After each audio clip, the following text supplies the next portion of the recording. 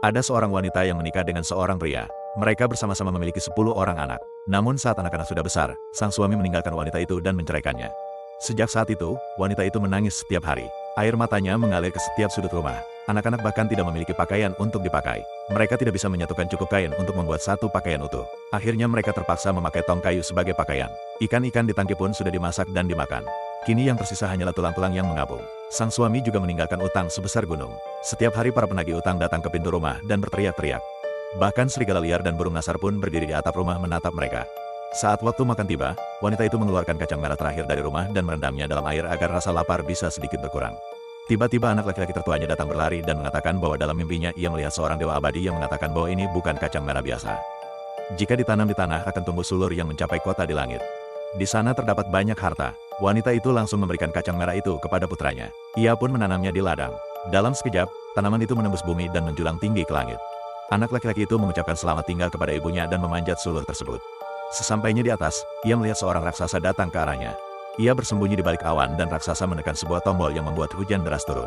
Raksasa itu mandi di bawah hujan dan kemudian berjalan menuju istananya. Dalam perjalanan ia menyentakkan tangannya dan menyalakan sebuah mercusuar. Kemudian ia membuka pintu istana. Anak laki-laki yang cerdik itu melompat diam-diam dari atap dan masuk ke dalam istana. Di sana ia melihat seekor ayam yang bisa bertelur emas. Namun saat melihat raksasa, ayam itu pura-pura bertelur. Saat raksasa memeriksanya, ternyata tidak ada telur. Marah, raksasa menamparkan ayam itu dan memelintir bulunya. Lalu ia menekan tombol lain dan ayam itu mengeluarkan ratusan telur emas. Raksasa mengambil sebuah mangkuk dan memotong telur-telur itu menjadi 8 bagian lalu mengubahnya menjadi koin emas. Setelah itu, ia pergi. Anak laki-laki itu melihat kesempatan dan mencoba menyelamatkan ayam tersebut. Namun saat ia keluar, alarm di pintu berbunyi.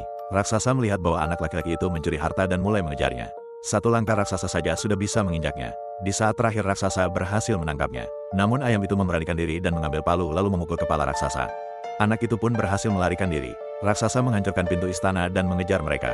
Ayam itu terbang dan mendorong raksasa lalu bersembunyi bersama anak itu di antara awan. Di sana mereka menyerang raksasa seperti dalam permainan perang bayangan.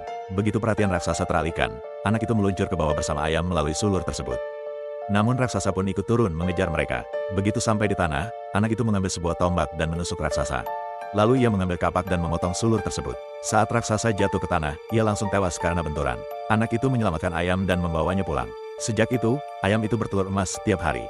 Hidup mereka pun berubah sepenuhnya. Sepatu-sepatu robek mereka kini telah menjadi sebuah rumah mewah.